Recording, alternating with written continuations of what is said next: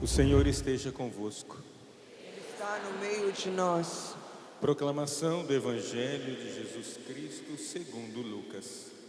Glória a vós, Senhor. Naquele tempo, todos estavam admirados com todas as coisas que Jesus fazia. Então Jesus disse aos discípulos: prestai bem atenção às palavras que vou dizer. O Filho do Homem vai ser entregue nas mãos dos homens. Mas os discípulos não compreendiam o que Jesus dizia. O sentido lhes ficava escondido, de modo que não podiam entender, e eles tinham medo de fazer perguntas sobre o assunto. Palavra da salvação. Glória a vós, Senhor.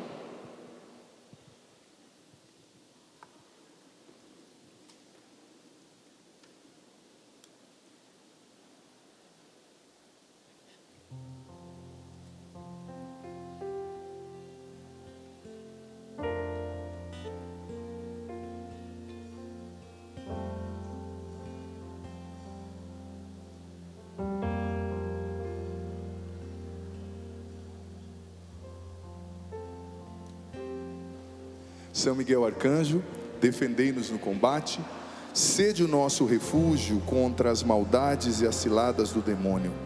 Ordena-lhe Deus, instantemente o pedimos, e vós, príncipe da milícia celeste, pela virtude divina, precipitai no inferno a Satanás e a todos os espíritos malignos que andam pelo mundo para perder as almas. Amém. A cruz sagrada seja minha luz, não seja o dragão meu guia. Retira-te, Satanás, nunca me aconselhes coisas vãs, é mal que tu me ofereces, bebe tu mesmo os teus venenos.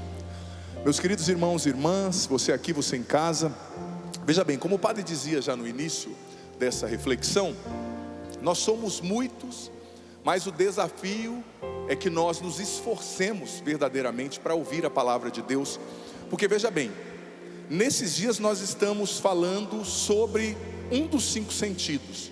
Claro, ainda que metaforicamente, né? Estamos falando dos olhos. Mas você sabia que na Bíblia a visão espiritual tem a ver também com audição? Porque, claro, é um sentido espiritual. Então na Bíblia, quando se fala eu preciso ter visão espiritual, nós não estamos pensando somente no enxergar, né? Como acontece na dimensão natural, mas nós estamos falando também sobre o ouvir Deus, porque veja bem, quem não ouve não obedece, quem não presta atenção não consegue obedecer. A palavra obediência, né, do latim ab audire, quer dizer ouvir com atenção, né, e ser capaz de colocar em prática. Então é um desafio para nós, de fato, prestar atenção e deixar Deus falar ao nosso coração. Quem aqui prestou atenção no Evangelho? Levanta a mão. Tem uns que estão levantando só metade da mão, não entendi. Prestou mais ou menos atenção? Gente, esse Evangelho, ele é curto, mas ele é muito profundo. Porque veja bem, o que aconteceu? O Evangelho começou dizendo, versículo Lucas 9, 43b. Todos estavam admirados com as coisas que Jesus fazia. Todos. E todos quer dizer a multidão, todos quer dizer os discípulos, todos que estavam ali. Você já ficou admirado com alguém? Sim ou não? O que você sente quando você está admirado? A pessoa, ela tem um imã, né? Você quer ver a pessoa. Quando tem um jogador de futebol bom, por exemplo, eu gosto muito de futebol, apesar de ser um perna de pau, não é? Quando tem um jogador muito bom, é um imã, você quer assistir, você quer acompanhar cada gol, cada drible, cada jogada. Eles estavam, sabe, encantados, admirados por Jesus. Só que Jesus, ele tem dessas, né? Ele gosta de jogar às vezes um balde de água fria, porque justamente quando todos eles estavam admirados, Jesus fez o quê? Aquilo que o evangelista, a gente estudando o Evangelho, é chamado de segundo anúncio da paixão. Jesus disse: olha, vocês estão admirados e eu estou feliz por isso, que bom. Mas gente, não é só isso que vocês estão vendo. O Filho do Homem é um título messiânico, né, que está lá no livro do profeta Daniel. Quer dizer, o Messias, o enviado, o Filho de Deus, ele vai ser entregue, ele vai morrer, ele vai ser crucificado, E o que o Evangelho disse?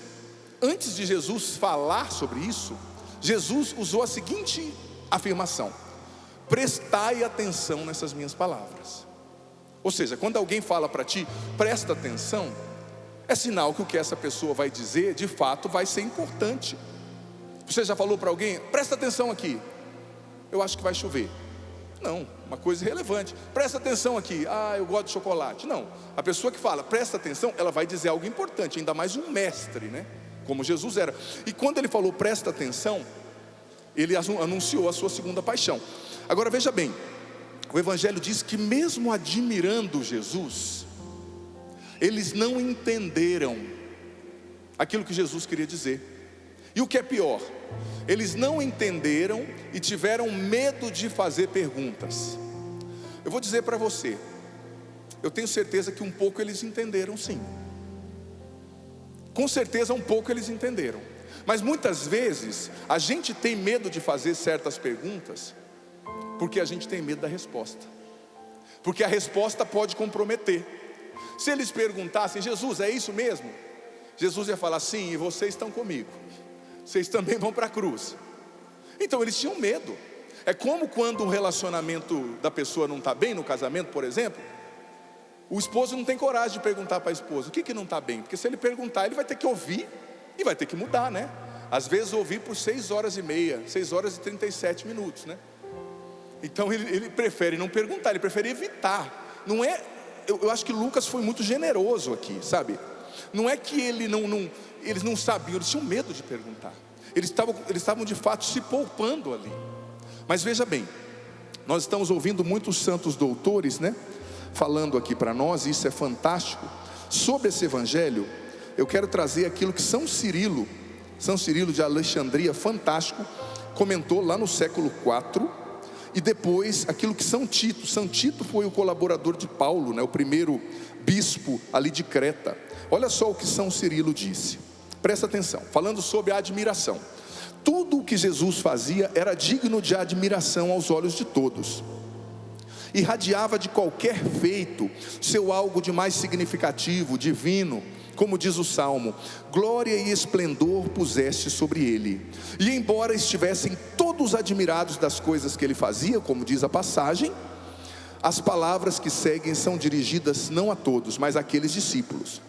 Estando todos admirados, Jesus disse, preste atenção nas palavras que eu vou dizer. Na montanha, ele mostrou aos discípulos a sua glória. Depois, ele libertou o menino de um mau discípulo, de um mau espírito. E agora era necessário que ele se sujeitasse a nós pela paixão na cruz. Podia ser que os discípulos se perturbassem com essa revelação e dissessem, por acaso fomos enganados que este homem é Deus? Portanto, para que soubesse o que havia de acontecer com eles, ele mandou-lhes guardar essas palavras no coração, como uma espécie de tesouro, dizendo, ponde nos vossos corações essas palavras. Ele se entregaria à paixão e queria que os discípulos já guardassem no coração. Por quê? Porque aquilo era um testamento, era muito importante. Depois nós vemos o mesmo comentário sobre isso de, como eu disse, São Tito. Enquanto todos se admiravam dos seus prodígios, o Senhor prenunciou a paixão. Não são afinal os prodígios que salvam, é a cruz que dá a todos os bens. Por isso, segue que o Filho do Homem vai ser entregue na mão de todos os homens. Veja bem, São Cirilo está dizendo, Jesus deu essas palavras para eles sobre a paixão, para eles, como um testamento. E depois, São Tito está dizendo, não são os prodígios que salvam, mas é a cruz. Veja bem, eles estavam admirados com o que, gente? Com os prodígios, com os sinais que Jesus estava fazendo. Jesus tinha acabado, isso aqui aconteceu depois da transfiguração, onde ele mostrou a sua glória, ele, Moisés, Elias. Jesus tinha libertado um menino de um espírito mau, tinha devolvido a audição aos surdos. E São Tito está dizendo, eles estavam admirados, só que eles não aceitaram a mensagem da salvação. Por quê? Porque o que salva não é os prodígios, o que salva é a cruz de Jesus. O que salva é a cruz. E veja bem, o que o ser humano geralmente admira? A gente admira o quê? Uma pessoa bonita, a gente admira a pessoa que tem dinheiro, a gente admira uma pessoa que tem sucesso, a gente admira uma pessoa que tem muitos seguidores. Mas o que Deus está dizendo? Que o que a gente admira não é o que Ele admira. Eles admiravam os prodígios, mas Jesus disse: olha, tem uma outra coisa que vocês precisam admirar. O sofrimento? Não, nós não somos, viciados no sofrimento. Não é o sofrimento por si. Jesus disse: olhem para a minha cruz. Por quê? Porque na cruz, gente, ninguém assassinou Jesus, Ele se entregou. Ele se entregou, não é? Quem matou Jesus? Eu posso perguntar para você. Eu gosto demais dessa reflexão, né? Certa vez um professor perguntou na faculdade de teologia: quem matou Jesus? Um aluno falou assim: foi o diabo. Aí o outro aluno falou: não, foram os judeus. Depois o outro aluno falou: não, foi Judas, ele traiu. E o professor respondeu: nenhum deles. Será que o diabo é tão forte para matar Deus? Será que os judeus são tão fortes para matarem Deus? Será que Judas Iscariotes era tão forte para matar Deus? Não, o professor disse: quem matou Jesus foi o amor. Ninguém matou Jesus, Ele se entregou. Ele se deu na cruz, Ele morreu por amor a mim e a você. Ninguém matou Jesus, Ele se entregou. Quem matou Jesus foi o amor. Então Jesus não está, veja bem, exaltando o masoquismo. Agora eu vou sofrer e todo mundo vai sofrer. Se fosse para ser masoquista, você tinha trazido um martelo e ficava martelando o dedo aí, né? Não é o masoquismo. Jesus está falando: o admirável diante de Deus não são as obras, mas é a entrega de cada dia, o amor de cada dia, a vida que você dá. O que mais faz o diabo temer não são os versículos que você posta no Instagram, não. Mas é a vez quando ninguém está vendo e você perdoa alguém que não merece. Mas é quando ninguém está vendo e você reza por um inimigo. É quando ninguém está vendo e você cuida de um idoso. É quando ninguém está vendo e você tem paciência com uma criança. É o amor, é o dar a vida que é admirável diante de Deus. Então Jesus está tentando tirar esses discípulos daquele maravilhamento superficial. Por quê? Porque os discípulos estavam na onda, gente. A gente vai na onda de tempos em tempos. E até na igreja tem as ondinhas também, né? Só que você não pode ser um cristão que vai com a onda. Porque se você for com a onda, você vai fazer o mesmo que fizeram aquelas pessoas admiradas. Porque os mesmos que estavam admirados aqui, alguns meses depois lá em Jerusalém, gritaram: crucifica-o, crucifica-o. Por quê? Porque eles estavam no maravilhamento superficial, eles estavam seguindo a onda. Não é para ficar admirado, é para entender quem Jesus é, para entender verdadeiramente quem Jesus é. Agora, olha o que São Beda fala, comentando esse mesmo evangelho: a incompreensão dos discípulos surge não tanto da lentidão das suas inteligências, quanto a lentidão do seu amor. Eles eram, aliás, a incompreensão dos discípulos surgiu da lentidão das suas inteligências e a lentidão do seu amor. Repita depois do padre: lentidão da inteligência. Péssimo. Lentidão da inteligência. Lentidão do amor. Eles eram lentos para entender e para amar. Então São Beda continua: eles eram carnais e ignorantes ao mistério da cruz. Eles não acreditavam que aquele que expulsava demônios ia morrer pela mão de um soldadinho qualquer. Em outras palavras, São Beda está dizendo aqui, né? Eles eram ignorantes, eles eram lentos para o amor. E olha só, a Bíblia do Peregrino, a nota de rodapé dessa passagem diz o seguinte: os discípulos entenderam a frase gramatical, o que Jesus disse, mas não entenderam o sentido. Eles não entenderam o destino anunciado. Eles não conseguiram conciliar poder com fraqueza, o dominador de espíritos malignos que cai no poder dos homens. Eles não entenderam Jesus. Sabe por quê? Porque, como o Frei já pregava ontem, hoje o Moisés também falou, eu falei ontem, a sabedoria desse mundo não é sabedoria para Deus. O que o homem admira não é o que Deus admira. Você pode repetir isso? O que as pessoas admiram. Mais forte: o que as pessoas admiram não é o que Deus admira. E veja bem, eles não entenderam a palavra de Jesus, tinham medo de fazer pergunta. Eu vou dizer para você: não tenha medo de fazer pergunta para Deus. Você já teve medo de fazer uma pergunta para Deus? Vou contar um exemplo básico que eu contei para um amigo ontem. Estava eu lá no Paraná, tranquilo, estava namorando, era um gurizão lá, na época, né, isso há muitos anos atrás. trabalhando com meu pai tinha me dado até um caminhão, gente, eu não tenho cara não, mas já fui caminhoneiro, tá? Que esse pezinho 46, quase não conseguia pisar no acelerador. E eu resolvi perguntar para Deus: Senhor, é isso mesmo que o Senhor tem para mim? Olha o que deu. Eu perguntei. Há quem fale, por que não ficou quieto? Não, eu perguntei. Por quê? Porque somente quem me criou sabe o que vai me fazer feliz. Nunca tenha medo da vontade de Deus, criatura. Nunca tenha medo. Eu gosto de usar essa metáfora, até besta, mas eu gosto de usar. Veja bem, se uma pessoa projetou o motor de um carro para funcionar com gasolina, e se ela sabe que se jogar lá querosene ou caldo de cana vai fundir o motor, ela vai colocar caldo de cana no motor? Se Deus criou você, ninguém melhor que Ele sabe o que vai te fazer feliz. Então por que você tem medo da vontade dEle muitas vezes? Por que muitas vezes você se esconde achando que Deus vai roubar a sua liberdade? Meu irmão, Deus não vai roubar a sua liberdade, mas Ele vai fazer feliz como você feliz, como você nunca imaginou que você poderia ser. O que Deus tem preparado para você, veja bem, a carta de São Paulo aos Coríntios capítulo 2 diz: olhos não viram, ouvidos não ouviram, nem coração algum jamais imaginou. Então não tenha medo de fazer perguntas para Deus. Põe a mão no teu coração agora.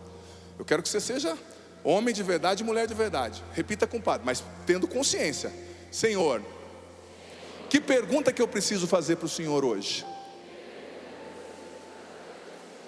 Eu me abro para ouvir a sua resposta.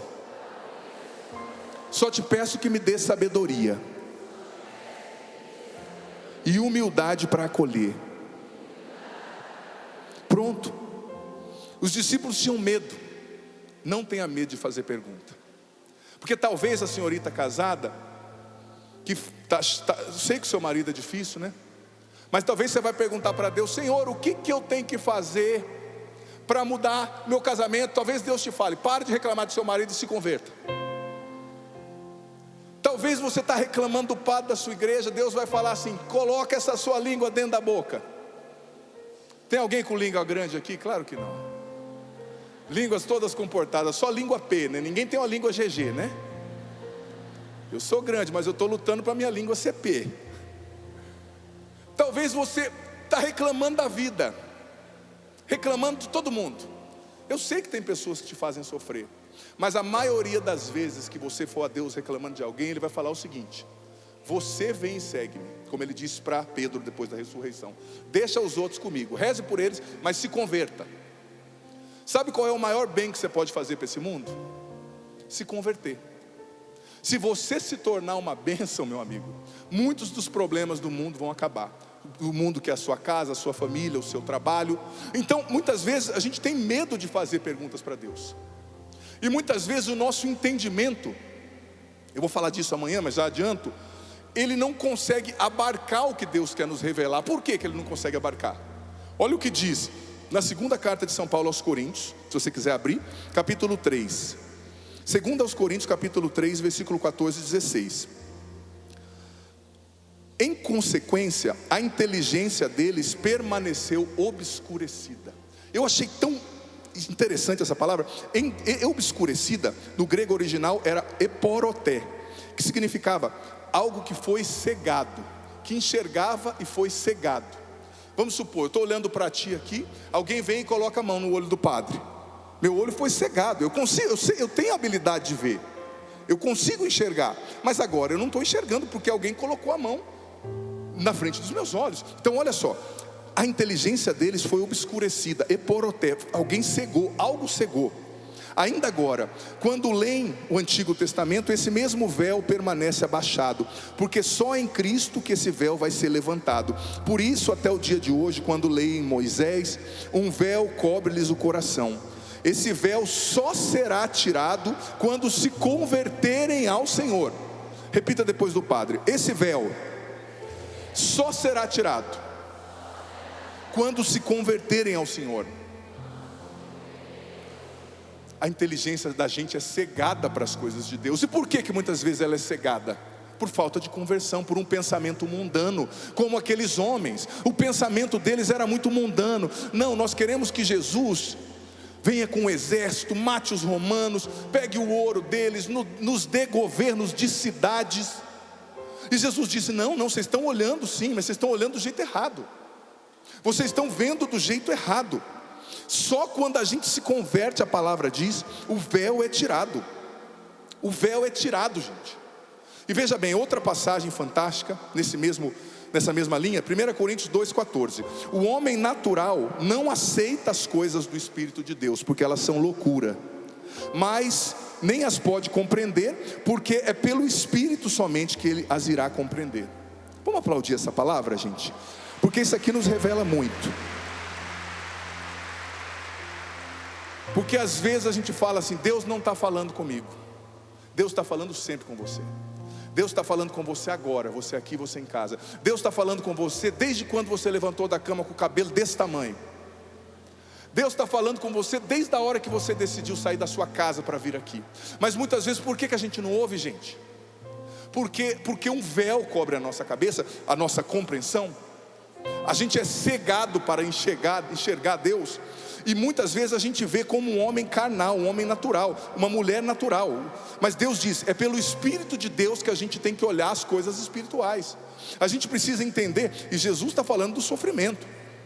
Então a gente tem que entender que muitas vezes a gente não entende Deus, sobretudo com relação ao sofrimento, porque a gente olha só com um olhar mundano, só com um olhar natural. Esses discípulos estavam cegos. Estavam cegos, inteligência cegada. Olha, eu vou dizer para você, a gente falando de cegueira espiritual, né? Quem aqui agradeceu a Deus no último mês pelo fato de enxergar? Levanta a mão. Nossa, pouquíssimas pessoas. Você sabia que enxergar é uma bênção? Você está me vendo aqui? Isso é uma bênção. Diga obrigado, Senhor, porque eu posso ver. E é tão bonito falar sobre cegueira espiritual, por quê? Porque o nosso olho, a maneira como a gente enxerga, diz muito da nossa vida espiritual também. Você sabia que o olho é uma das partes, um dos órgãos mais admiráveis do nosso corpo? Por exemplo, você está vendo aqui, você vê uma imagem, o seu olho recebe aquela imagem, manda ela como um impulso elétrico para o seu cérebro, e o seu cérebro vai discernir e transformar aquilo numa imagem para ser guardada na sua memória. Não existe câmera, fotográfica, digital no mundo que se aproxime da perfeição do olho. O olho humano pode distinguir mais de 10.000 cores. Você tem noção do que é isso? Só que esses dias eu estava lendo uma estatística que me chamou muita atenção. Você sabia que de todos os casos de cegueira no mundo, 80% quase poderia ser prevenido se as pessoas tomassem cuidado básico. Por exemplo, uma pessoa com glaucoma, que é a causa de maior incidência de cegueira nos adultos. Você sabia que somente 15% das pessoas que têm glaucoma ficam cegas? Totalmente? Sabe por quê? Porque elas não tratam. Às vezes vai lá no oftalmo, pega um colírio, a pessoa esquece o colírio, não passa, não liga. Eu ouvi uma médica falando sobre isso. A maioria de quem fica cego com esses problemas é porque não cuida. Não precisa explicar nada, né? A nossa vida espiritual também é assim. Muitas vezes a gente fica cego, por quê? Porque a gente não cuida. Porque a gente vai deixando a nossa inteligência ser obscurecida por muita coisa, gente. Pelas cegueiras do mundo, pela ilusão dos prazeres, do poder, de tanta coisa. E veja bem, hoje eu estava preparando essa homilia, e eu encontrei, estudando a palavra de Deus e outras coisas mais, 4 graus da cegueira espiritual. Os 4 graus da cegueira espiritual. Não sei se você já ouviu falar sobre isso. Repita depois do padre. 4 graus da cegueira espiritual. Você sabe qual que é o primeiro grau da cegueira espiritual? Eu falei aqui a metáfora do glaucoma. Tem gente que não cuida e vai perdendo a visão. Não cuida, não reza, não busca o sacramento, não confessa. Mas agora eu vou falar dos 4 graus, começando do primeiro. Qual é o primeiro grau da cegueira espiritual? É a nossa simples realidade pecadora. Nós já nascemos cegos, né? Nós dizíamos isso aqui hoje. as consequências do pecado original, aquilo que a gente vive quando a gente vem a esse mundo. Nós já temos a tendência ao mal, nós já nascemos cegos para Deus, cegos. E você sabe que aqui se encontra uma coisa muito importante para a gente refletir. Por quê? O mundo de hoje, a sociedade hoje, a psicologia moderna, por exemplo, ela quer tirar a todo custo da nossa consciência o conceito de culpa, o conceito de que alguém precisa mudar. Por exemplo, muitos psicólogos e muitas linhas da psicologia, se você falar assim, olha, eu sou impuro, eu estou traindo a minha esposa, eu estou fazendo uma coisa ruim, que a Bíblia diz que é pecado, o psicólogo talvez, em algumas linhas, vai te dizer, não, você não pode reprimir o seu desejo, não está errado, é algo natural. Ou seja, eles estão trabalhando para te convencer que não existe pecado. C.S. Lewis dizia isso no seu livro, O Problema da Dor, no 4º capítulo. Ele falava que o problema do mundo de hoje é que todo mundo acha que já está salvo, então não tem consciência de culpa. Ou seja, você tem uma tendência ruim, você está vivendo um pecado na sua sexualidade, você está vivendo a inveja, você está desviando dinheiro. Não pode culpar. A pessoa tem que ser livre, não pode reprimir, né? Essa é a linguagem que se usa. Só que o que acontece? Quando a gente cancela, a noção de culpa, a gente cancela a necessidade de um Salvador. Se você reconhece que você não precisa de salvação, que você está tudo certo, que os pecados são normais, são coisas da natureza mesmo, o ser humano é assim, para que Jesus veio e morreu na cruz? Por que Jesus morreu na cruz? Se tudo que a gente faz está bom, a gente precisa ter consciência. É duro dizer isso, mas como dizia Santo Agostinho, nós nascemos maus e precisamos de um Redentor. Tem muita gente que já está salvo, né? C.S. Lewis dizia que o problema do homem moderno é que ele acredita que não existe condenação. E o problema do homem da Idade Média é que ele não acreditava que tinha salvação, né? Eles tinham medo de não serem salvos.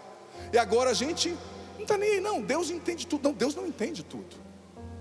Deus é um Deus que ama, sim, mas Ele trouxe a sua lei para nos salvar, os seus mandamentos. E se não precisa, se está tudo certo, para que existe Salvador? Para que existe Bíblia? Para que existe lei de Deus? Se todo mundo está certo. Então a primeira cegueira é, nós nascemos cegos, e em cima dessa cegueira tem um mundo que quer nos convencer que está tudo bem. Eu sou uma pessoa boa, eu não mato, eu não roubo. Mas isso é pouco. Você precisa ser salvo por Jesus. Você precisa abandonar a mentalidade velha, abandonar o jeito mundano de pensar e se abrir a Jesus. Você precisa de salvação. Você pode repetir isso depois de mim? Eu preciso de salvação. Eu preciso de um Salvador. A gente nasceu, já andando para baixo, para o precipício. E o que é a salvação? Santo Tomás de Aquino dizia que o que é você se tornar uma pessoa virtuosa? É todos os dias pela manhã, você acorda, tem uma montanha diante de você, e você tem que rolar uma pedra para cima da montanha. No outro dia cedo a pedra está debaixo, você tem que rolar para cima de novo.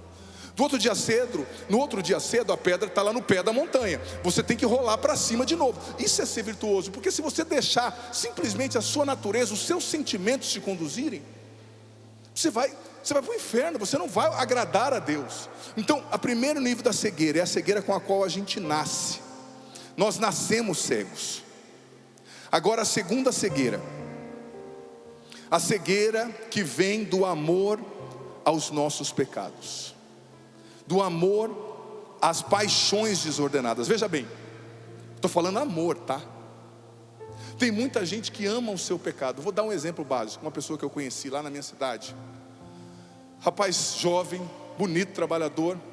Ele casou, teve 2 filhos, mas gostava de uma manguaça, viu?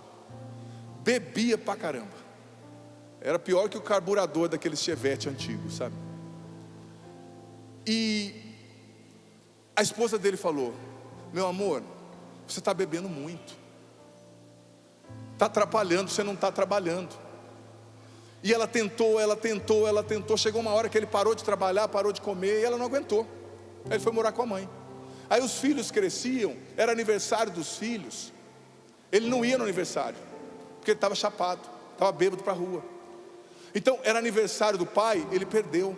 ele perdeu o emprego, ele perdeu o amor dos filhos, ele perdeu o respeito da esposa e morreu na cachaça. Por quê? Porque ele amava a cachaça, ele amava o vício, ele amava o pecado dele, era a coisa mais preciosa e por aquilo ele deu a vida. Todos nós fomos criados para dar a vida por alguma coisa. Eu quero dar minha vida por Jesus, eu quero dar minha vida pela verdade, porque todos nós amamos algo. Então, a segunda causa de cegueira é o amor aos pecados, é o amor às paixões desordenadas. Sabe, quem vive entorpecido pelo pecado, pelas paixões, nunca vai entender a Deus. Pega a sua Bíblia agora, em 1 João 2,16. Pode pegar, 1 João 2,16. Coragem, você está com a Bíblia aí? Então abre, criatura. 1 João 2,16.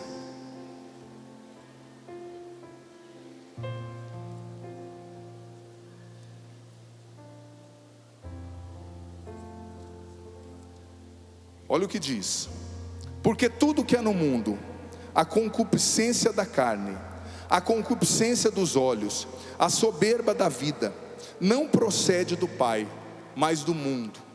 O que São João está dizendo aqui? Ele está falando a concupiscência da carne, a concupiscência dos olhos, a soberba da vida, não procede do Pai, mas do mundo.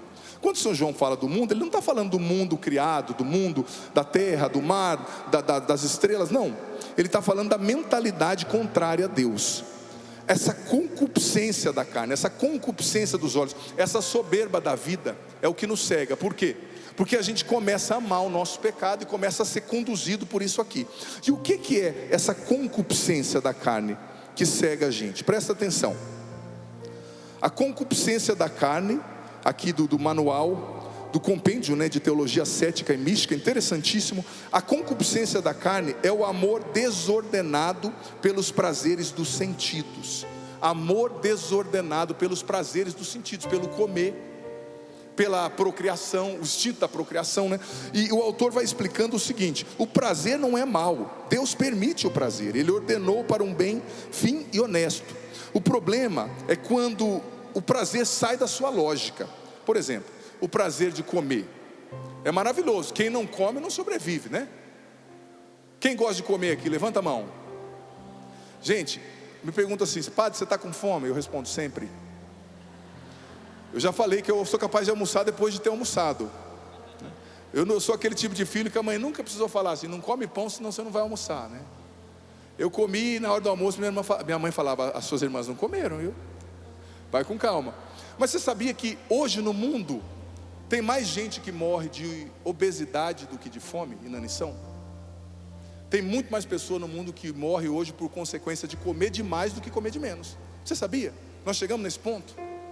Muitas doenças associadas à obesidade, Então, veja bem, o comer é um prazer bom. O autor aqui está falando da comida, quando ele reflete sobre o vício da gula, o vício capital da gula, que é um pecado capital. O comer é uma coisa boa. Você comer uma feijoada, você comer uma comida boa. Só que quando sai do equilíbrio, da justa medida, da medida honesta, está dizendo aqui o livro, aquilo que era bom começa a se perverter no mal. Por que Deus colocou prazer na comida? Senão você morreria de fome. Só que a gente vai no excesso do prazer, a gente sai da medida, e com isso a concupiscência vai nos amarrando, a gente vai amando desordenadamente a concupiscência. O prazer sexual, por que Deus colocou prazer no ato sexual? Senão a espécie acabaria, Por que tem filho, por que tem outras gerações? Porque o homem sente atração pela mulher e vice-versa. E esse prazer não é ruim, ele é lindo. O problema é que nós, com a inteligência cegada por esse mundo, subvertemos a ordem e usamos aquilo que é bom de maneira errada. Usamos aquilo que é bom fora do seu propósito. E aí vem o adultério, e aí vem a pornografia, e aí vem a indústria da prostituição, e aí vem tantas coisas ligadas ao instinto sexual. Mas o instinto sexual é ruim em si? Não, ele é maravilhoso. Só que o amor desordenado, a concupiscência, ou seja, nós temos, pela nossa história, tendências ao mal, a certos pecados. Nós trazemos as consequências do pecado original em nós, e também vamos alimentando e vamos amando isso, e isso vai nos cegando. O amor aos nossos pecados. Deixa eu te fazer uma pergunta, já que a gente está falando de pergunta hoje. Quais pecados que você e eu temos amado? Às vezes até mais que Jesus.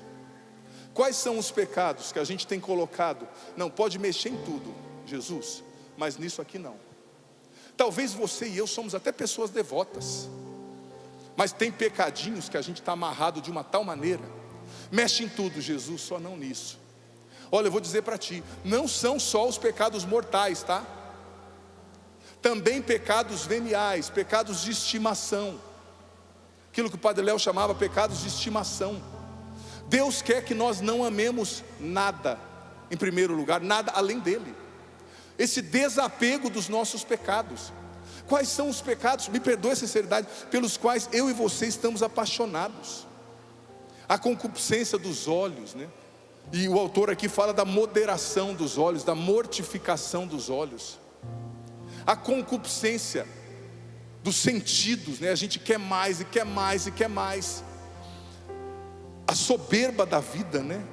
O orgulho.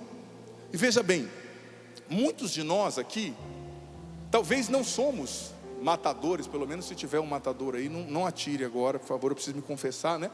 Eu acho que não tem um matador, um homem-bomba aqui no meio de nós. Talvez você é uma pessoa boa, mas você está viciado no seu celular. Você está viciado nesses videozinhos que você fica vendo. Você está viciado, não é nem viciado, você está usando sem equilíbrio. E talvez hoje você está apaixonado pelo seu celular. E talvez Deus está te pedindo, olha, modera o uso desse celular. Você falou de celular, tinha gente que estava dormindo, até acordou já, né? Aí não, né, padre? Aí você apelou. Me perdoe, mas nós muitas vezes estamos usando de maneira imoderada o nosso celular. Gente, e eu vou ser sincero, tem muita gente viciada no celular, viciada nas redes sociais. E isso está atrapalhando o que? A sua vida interior, a sua escuta de Deus. Eu pregava aqui na semana passada, num outro acampamento, e dizia que uma das principais funções do diabo é nos distrair, tá? Ele é o distraidor. Ele quer te distrair, para quê? Para que a sua vida passe. Como o Frei falava aqui na pregação anterior, a noite chegue e você não acorde. O que está te distraindo? Como eu disse, talvez você não é um matador, você não é uma pessoa ruim, mas o que está distraindo você hoje? Tirando o seu foco daquilo que é do céu, tirando o seu foco de Deus. E a gente sabe, gente, que o estímulo que o celular causa na nossa mente, ele é capaz de prender a gente tanto como a droga. Quem já teve experiência com droga sabe o que eu estou falando. A descarga dopaminérgica, de dopamina que o celular realiza na sua mente, vai fazendo você querer mais. Olha, tanto cristão me dizendo, padre, eu chego em casa e fico vendo videozinho para descansar. Você tem o direito de ver uma coisa ou outra para descansar? Tem, mas eu queria tanto que as pessoas chegassem em mim, padre, eu estou lendo um livro para descansar. Ninguém mais lê livro. Padre, eu estou rezando o texto para descansar. Padre, eu estou fazendo uma via sacra para descansar. Gente, em Deus também a gente descansa. Com as coisas de Deus também a gente descansa. Só que a gente vai colocando o celular, a gente vai colocando a comida desequilibradamente. Santo Tomás dizia que a gula e a luxúria estão juntas. Às vezes você não modera o seu comer e você vai cair em pecados sexuais. A gente não vai moderando, a gente vai amando o pecado. E isso vai causando o quê? Essa cegueira da mente, essa cegueira dos olhos espirituais, dos olhos da nossa alma. Então é preciso tomar cuidado, porque veja bem, o mundo de hoje trabalha para tirar os seus olhos de Deus. Eu disse isso semana passada e repito, presta atenção aqui no padre, a ambulância está cuidando de quem tiver que cuidar, presta atenção aqui na palavra. Eu dizia isso semana passada, a maior intenção do inimigo não é nem aparecer com chifre para você não, é te distrair. O que Deus está tentando te falar nesses dias que você não ouviu, talvez por distração, filha? O que Deus está tentando te falar que a sua cabeça não consegue entender? O que Deus está tentando te falar sobre os seus sofrimentos, que talvez você não conseguiu entender ainda? Porque veja bem, Jesus estava falando de sofrimento.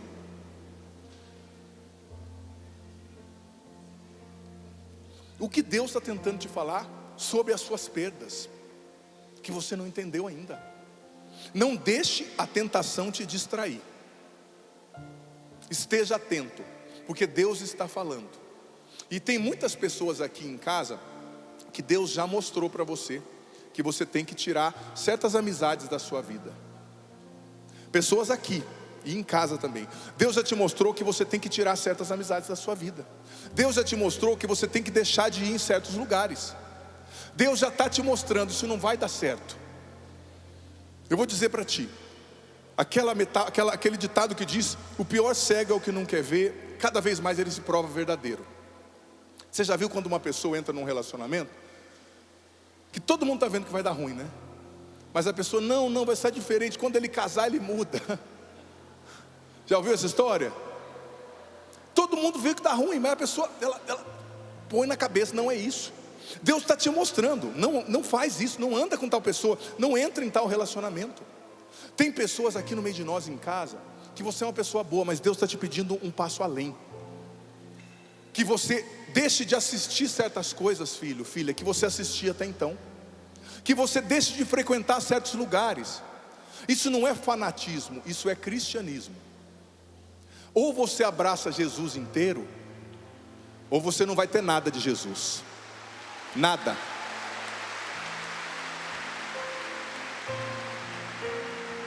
Me perdoa, eu sei que você é uma pessoa boa, mas Deus quer mais de você. Quem aqui, você acha que Deus quer o seu melhor, sim ou não?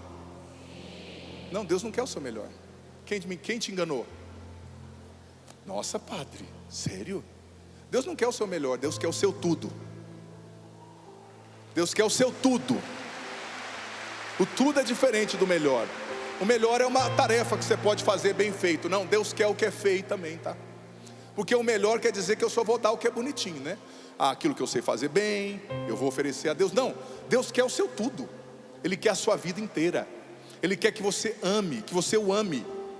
E veja bem, eu falei, qual é a primeira fonte de cegueira espiritual? Qual é o primeiro grau da cegueira espiritual? É a nossa realidade. Repita comigo, a nossa realidade.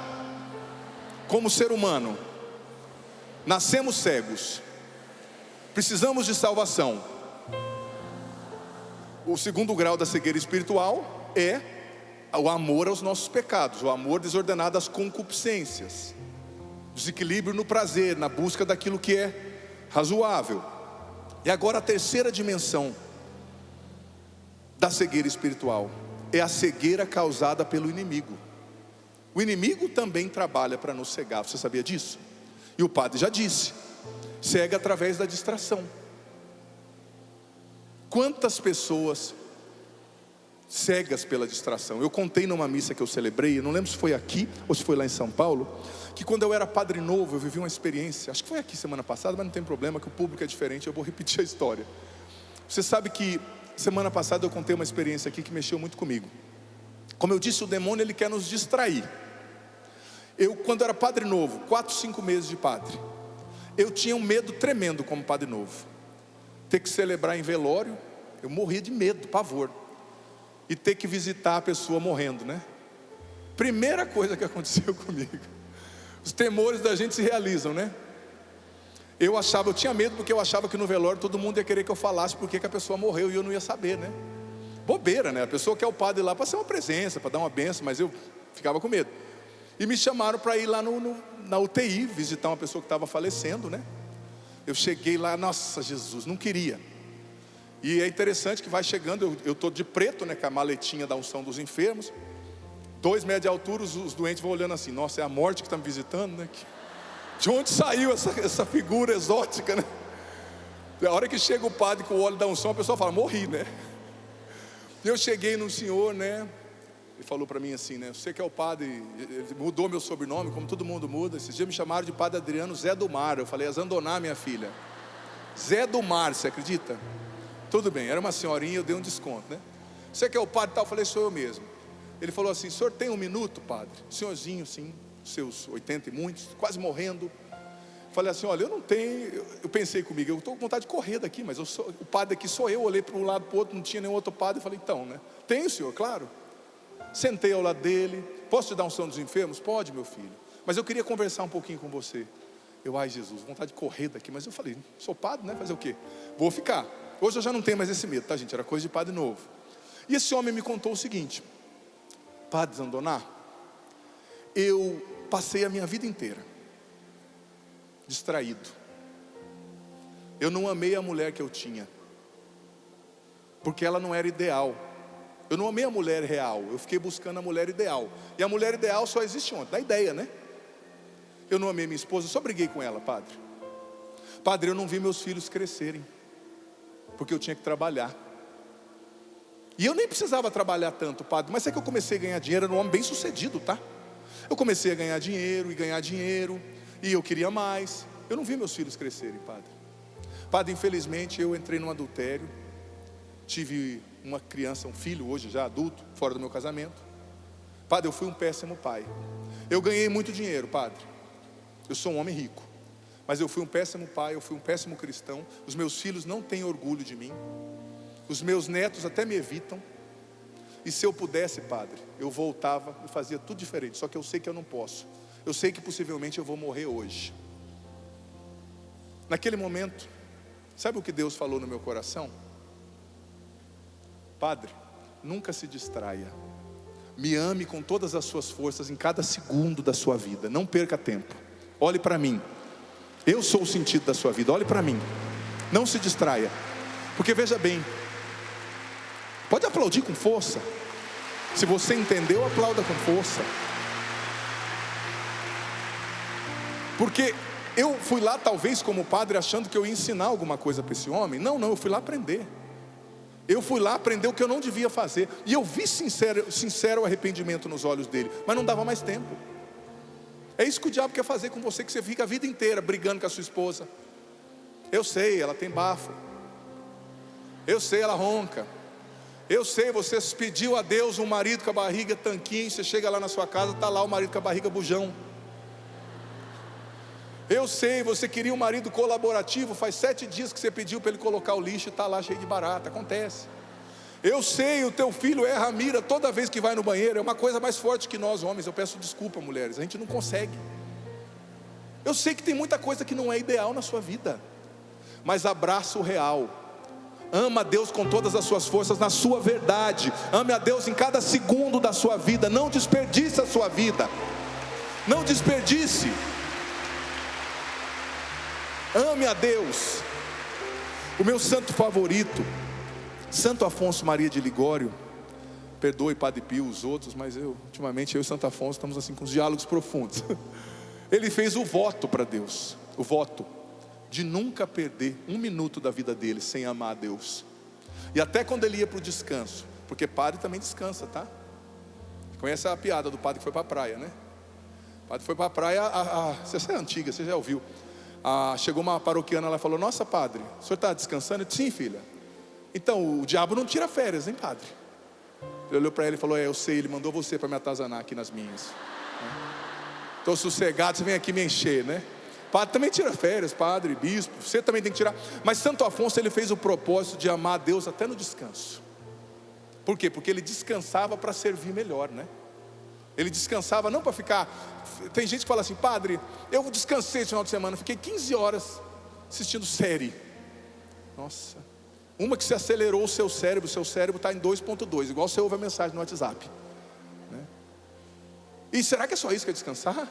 Não, vai ler um livro, vai fazer um retiro, vai ficar em silêncio. Não perca tempo. O Santo Afonso, ele descansava, ele escolhia uma forma de descansar através da qual ele pudesse amar a Deus. Ele pudesse amar a Deus. Então o diabo, ele quer te distrair, como distraiu aquele homem que estava morrendo na UTI. E aquele homem morreu naquele dia, diga-se de passagem. Claro, depois de ter recebido a bênção, a unção, os sacramentos, né? Eu vi arrependimento sincero na vida dele, nos olhos dele. Com certeza ele foi, eu acredito que ele foi salvo. Eu lutei ali como padre para isso. Mas ele perdeu a vida toda dele para acordar no final. Veja bem, você vai acordar nos 47 do segundo tempo para quê? Talvez você tenha sido, me perdoe, você é uma mulher que reza o rosário, mas você tem sido uma péssima mãe, desculpa. Com todo o carinho do meu coração. Talvez você é um homem que reza o rosário, mas você é egoísta. Você não assumiu a casa é sua também, não é só da esposa não. Talvez você é uma pessoa que reza o rosário, mas está encostado no seu pai, na sua mãe. Deus quer que você ame a santidade, claro, rezar também, óbvio, né? Não vai deixar de rezar. Mas a santidade Você sobe a morada da alma, como dizia Santa Teresa d'Ávila, quando você vence o pecado e quando você começa a amar, fazer gestos de amor. Gestos de amor concreto. Nossa, padre, eu fui um dia na casa de uma mulher, uma senhora muito da igreja. Aí o neto dela falou assim: padre, eu não quero ser católico não. Eu falei: por que, meu filho? Porque se for para ser católico igual a minha avó, padre, meu Deus. Esses dias eu derrubei uma santa dela aí, quebrei a mão de Nossa Senhora, padre, quase que ela cortou a minha mão. Falei: é olho por olho, dente por dente aqui, né? Tira a mão da santa, ela quer tirar a sua? Sim, padre. Talvez você é religioso, mas você está tão chato, né? Que ninguém suporta mais você, né? Gente, o cristão que não é uma pessoa leve e descomplicada é um contra-testemunho para esse mundo. O cristão carrancudo, amargo, é um contra-testemunho. Sabe? Deus quer que você seja leve, que você seja uma bênção. Você conhece? Gente, eu conheço, tem pessoas que têm uma solução para cada problema. Sim ou não? E tem pessoas que têm um problema para cada solução. Sim ou não? Deus quer que você seja uma bênção, seja leve, seja a expressão do amor de Deus. Não fica brigando com todo mundo. Você está perdendo tempo brigando com a sua esposa. Você está perdendo tempo brigando com o seu filho. Você está perdendo tempo de amar a Deus. Porque, padre, eu rezo. Sim, mas a gente ama a Deus também amando o outro, sendo uma pessoa leve, descomplicado. Quem aqui é uma pessoa descomplicada? Levanta a mão. Mentir para padre é pecado, hein? Ó, São Miguel, você está vendo, né? Fica de olho, ele está voando aí, hein? Quem aqui é uma pessoa leve? Sei. Ó, para de falar, escuta aqui, cara de boi. Presta atenção. Deus quer que nós sejamos pessoas que levem a descomplicação do amor dele. Como dizia São Francisco: onde houver trevas, que eu leve a luz, né? Então, o inimigo nos cega. Terceiro grau da dimensão espiritual, da cegueira espiritual, perdão, é a cegueira causada pelo inimigo, que quer desviar você do amor, que quer desviar você da oração, que quer desviar você da leitura espiritual. Gente, Santo Afonso dizia que sem leitura espiritual ninguém pode crescer para a santidade, em rumo à santidade. Quem aqui está fazendo leitura espiritual? Levanta a mão. Nossa, quanta gente. Está vendo, padre? Nós vamos ter mais trabalho do que a gente imagina. Quem aqui está lendo a Bíblia, além daqui do retiro, tal, lê todo dia a Bíblia? Levanta a mão. Vou contar para o Frei Gilson, né? Vou ligar para ele depois daqui, ó, a mãe dele está ali, eu vou ligar para o Frei. Eu vou gravar uma mensagem aqui agora. Você sabe que esse ano Deus me provocou numa coisa muito forte. Final do ano passado eu comecei a perguntar nos lugares onde eu ia pregar: quem conhece essa passagem bíblica? Quem conhece esse personagem? Gente, 10% do povo levantava a mão. Falei: caramba, Deus me provocou. Esse ano eu estou fazendo um projeto que eu não tenho tempo. Deus, quem convive comigo, sabe como a vida do padre é corrida. Mas esse ano eu estou lendo a Bíblia inteira e explicando no meu canal no YouTube. Comecei 1º de janeiro, vou terminar 31 de dezembro. Todo dia, meio-dia, entra um vídeo. Bíblia inteira, sabe aquelas coisas do Antigo Testamento difícil? Por que um arrancou a cabeça do outro? Por que tinha tanta guerra? Eu estudei tudo isso para explicar. Porque eu perguntava para o povo: por que você não sabe? Ai, padre, não tem quem explica. Falei: agora você não tem desculpa. De todo dia, está lá a playlist lá, Bíblia em um ano. Pode começar hoje se quiser. Mas para quê? A gente tem que progredir, gente. A gente tem que ler a Bíblia, a gente tem que conhecer a Sagrada Escritura. A gente tem que conhecer, ler a vida dos santos.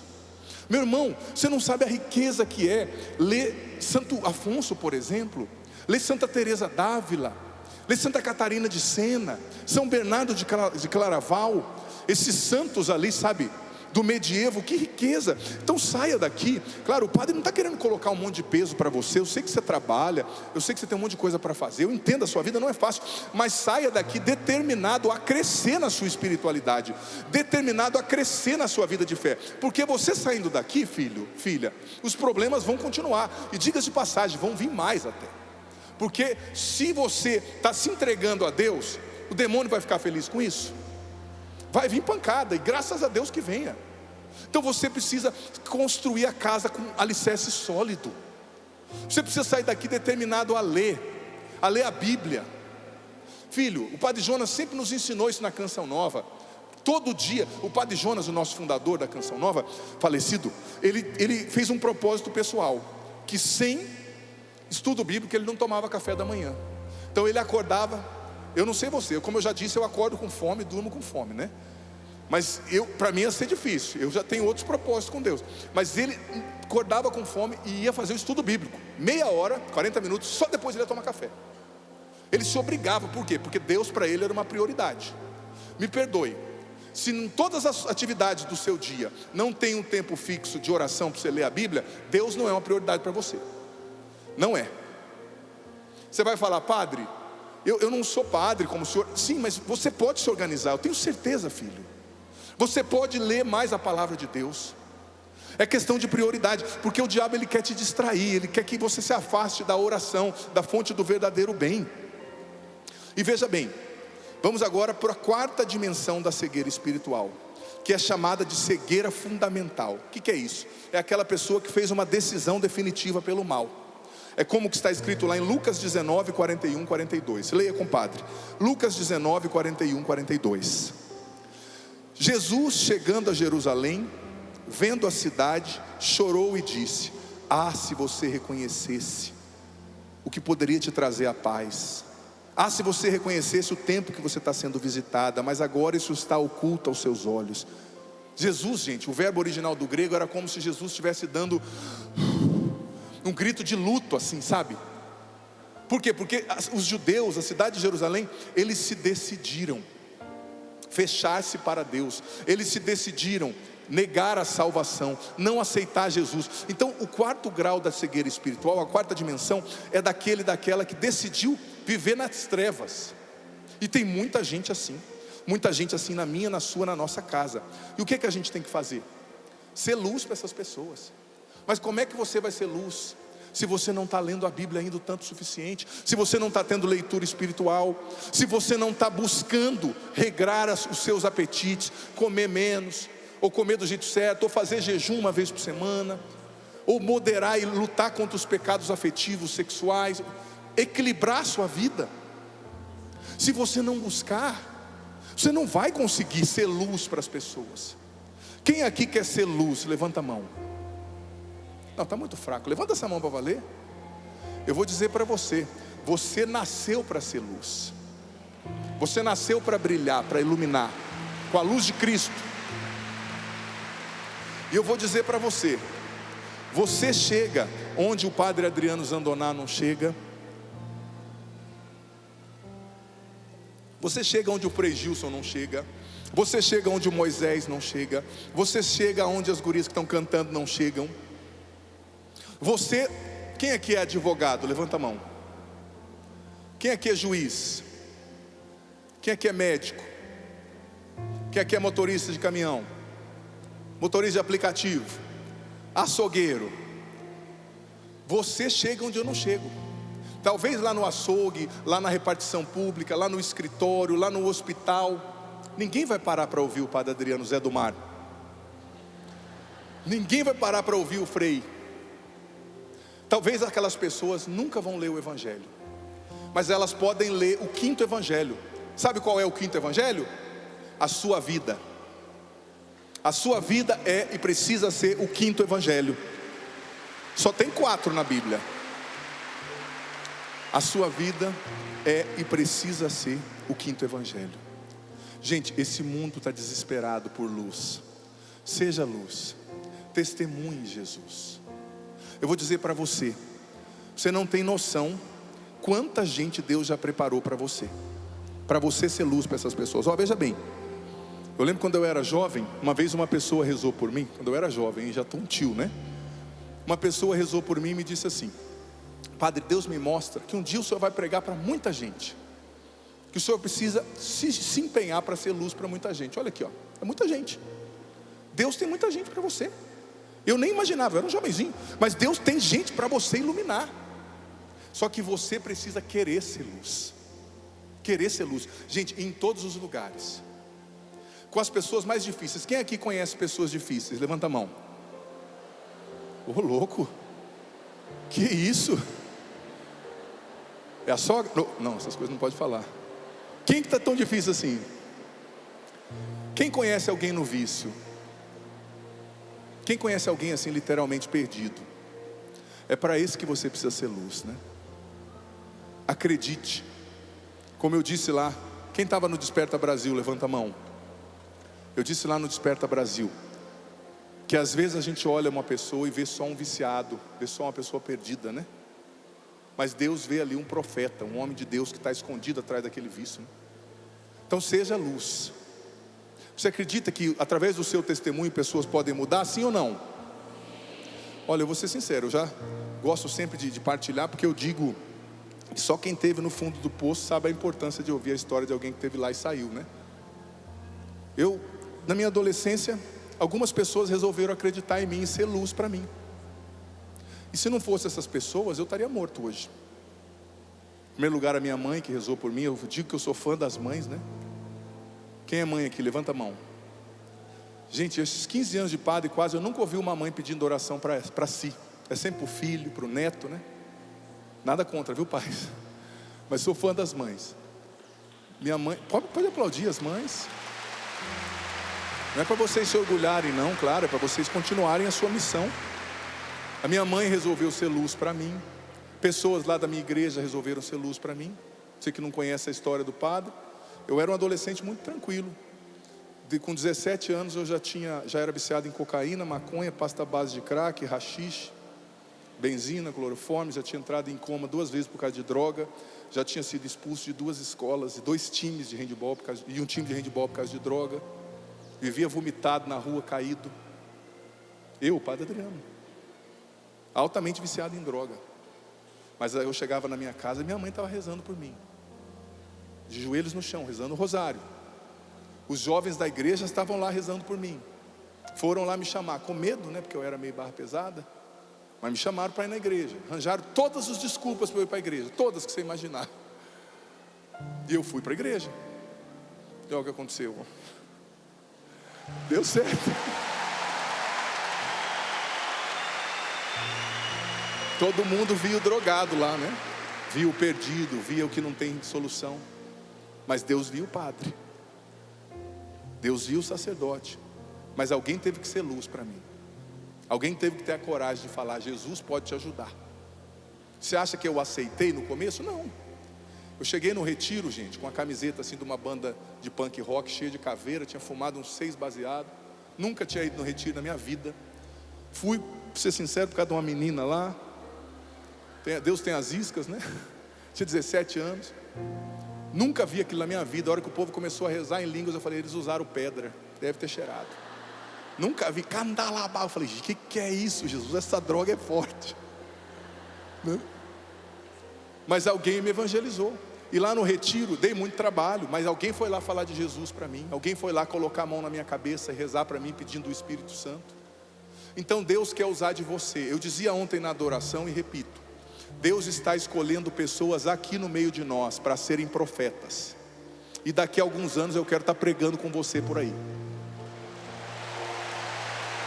Deus está escolhendo pessoas aqui no meio de nós para começarem movimentos, como o movimento das mães que oram pelos filhos, por exemplo, para começarem movimentos de oração, para começar, e talvez não precisa ser uma coisa colossal, mas na sua paróquia, começar um movimento de rezar o texto, de rezar o rosário, movimentos com os homens. Gente, como a gente precisa de movimentos com os homens, como o texto dos homens. Olha, vou ser sincero, esses dias minha sobrinha vendo o vídeo da minha missa, não sei aonde, ela falou: tio do céu, só tem mulher. Por quê? Porque os homens, a gente é mais lento, né, meninos? Para se converter, né? Então talvez Deus cadê os homens que estão aqui? Fica de pé os homens, pode ficar em pé. Tudo barriga tanquinho, como eu falei, tudo. Ó, fiquem em pé os homens. Olha aqui para mim, vocês, ó. Isso pode aplaudir. Olha aqui, homem, ó. Deus quer usar de você, tá? Deus quer usar você na sua casa. Quando um homem testemunha Jesus para os seus amigos, o impacto que isso tem. Movimentos com os homens nas nossas paróquias, movimentos de adoração conduzidos pelos homens. Esse é sonho do coração de Deus para o Brasil. Deus, talvez até hoje, filho, você foi um espectador. Você veio talvez por causa que a sua esposa pediu. Mas a partir de hoje, Deus quer fazer de você protagonista. Eu quero encontrar você por aí. Nós vamos pregar junto, nós vamos rezar junto. E você vai trazer problema para mim. Padre, vem rezar para esses homens aqui. Problema no bom sentido, né? Estou com um grupo de 300 homens, padre. Vem aqui confessar esses homens. Nós precisamos de homens santos nesse Brasil. Nós precisamos de pais santos. Nós precisamos de jovens santos. Não que não precisamos de mulheres, mas vocês estão na frente da gente. Eu preciso reconhecer, né? É só olhar o quanto de homem levantou. Agora, se eu pedir para a mulher, não levanta a mulher, por favor, agora, né? Mas se eu pedir, os homens vão ficar com vergonha, né? Mas que bom que você está aqui, filho. Que bom que você está aqui, tá? Eu estou muito feliz de ter você aqui. E ó, Deus está te ungindo agora, homem. Você vai ser um profeta na sua realidade. O Espírito Santo vai usar você. O Espírito Santo vai usar você. Ele já está ungindo você. Seja profeta, seja um homem ousado, seja um homem de Deus. Impõe a mão na cabeça dos outros, pedindo o Espírito Santo. Eu vou ser sincero. Pode sentar, homem, obrigado. Eu era um maluco quando eu estava no mundo. Doido, pirado, usando droga. Mas quando eu vim para Deus, eu falei assim: Espírito Santo, eu quero ser 15 vezes mais doido para evangelizar. Eu quero ser 20 vezes mais doido para falar do Senhor. E agora eu melhorei um pouco. Mas quando eu era recém-convertido, gente, eu rezava em línguas, pedi o batismo do Espírito Santo até para os postes na rua. Saía pregando para os mosquitos. Tem uns 5 pernilongos carismáticos lá da minha família lá. 2 ratos lá que se converteram também. Pregava para o ar. Por quê? Porque eu fui no fundo do poço. Eu estava no exército de Satanás antes. E a hora que eu descobri quanto que Jesus é bom, eu falei: eu quero passar isso para todo mundo. O mundo tem que sentir Jesus, porque Jesus é o remédio para curar qualquer doença. Jesus é a libertação para qualquer mal. Jesus é a salvação para qualquer drogado, viciado, casamento destruído, depressivo. Eu não sei qual é o seu problema, você aqui, você em casa, mas eu te asseguro, esse problema não é maior que Jesus. E se Ele me tirou do poço, Ele vai tirar você também. Ele vai tirar você, Ele já está tirando. Profetas vão sair desse lugar. Deus quer usar de você na sua paróquia. Começa aquilo que Deus está colocando no seu coração, para ontem. Vamos ficar em pé?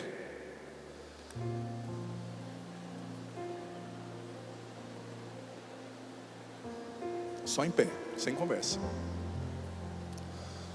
Levanta o seu braço assim um pouquinho e diga assim: Senhor, eu quero fazer a Tua vontade. Eu quero ser aquilo que o Senhor quer. Eu quero, Jesus, fazer o que o Senhor me criou para fazer. Usa-me, Senhor. Eu quero ser luz. Liberta-me do amor pelos meus pecados. Liberta-me da cegueira espiritual, da preguiça, da falta de disposição para rezar, para ler a Bíblia. Liberta-me, Senhor, de tudo que não é Teu. Eu quero ir para águas mais profundas. Eu quero Te obedecer. Por isso, batiza-me agora no poder do Teu Espírito Santo. Derrama a Tua unção sobre mim,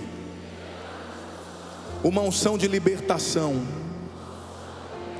e me faz luz. Eu quero iluminar.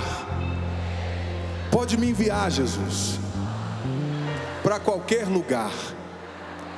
Eu quero ser luz. Obrigado porque eu não estou sozinho para carregar a minha cruz, para viver a paixão como o Senhor viveu. O Senhor está comigo, e mesmo em meio às lutas, é em Ti que eu confio. Eu não quero perder tempo. Eu quero amar de todo o coração. Com os braços erguidos. Deus está aqui neste momento. Sua presença é real em meu viver. Entregue sua vida, seus problemas. Fale com Deus, que Ele vai ajudar você. Cante. Deus te trouxe aqui. Deus te trouxe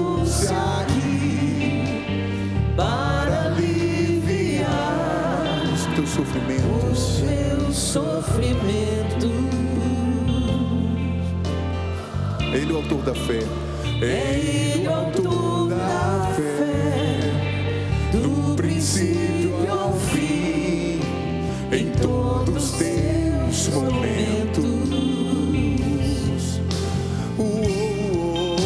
E ainda se vier noites traiçoeiras, se a cruz pesada for, Cristo estará contigo.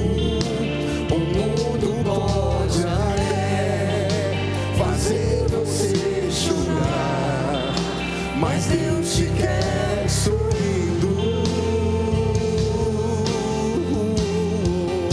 E ainda se vier noites traiçoeiras, se a cruz pesada for, Cristo estará contigo.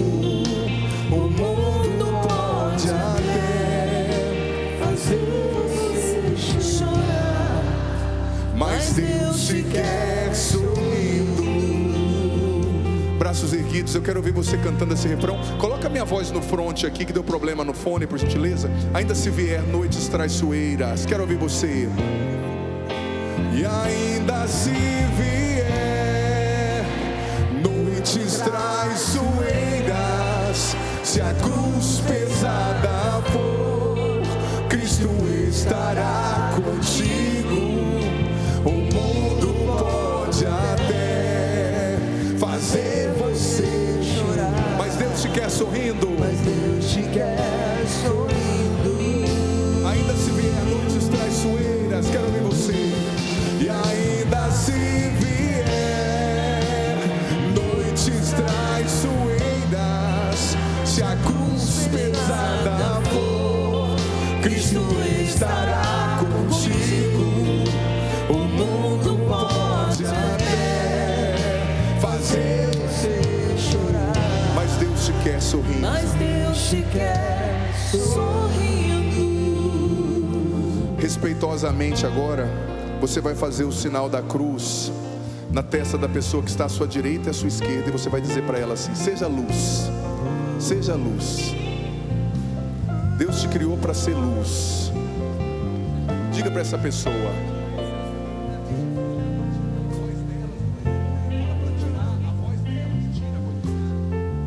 Vamos aplaudir o Senhor. Vamos aplaudir.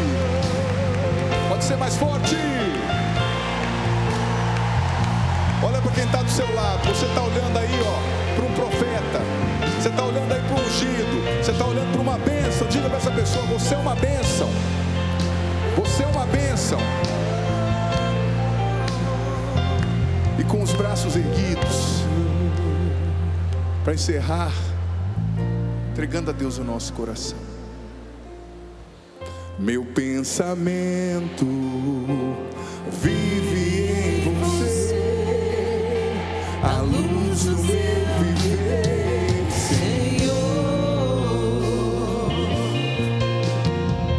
basta entrar, eu me abri pra te amar, nem não precisa perguntar, te amo.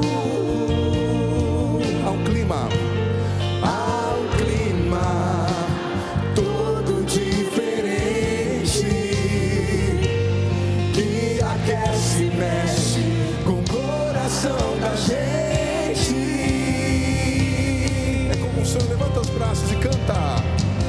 É como um sonho, é como um sonho, eu me dou por inteiro, teu é o meu coração.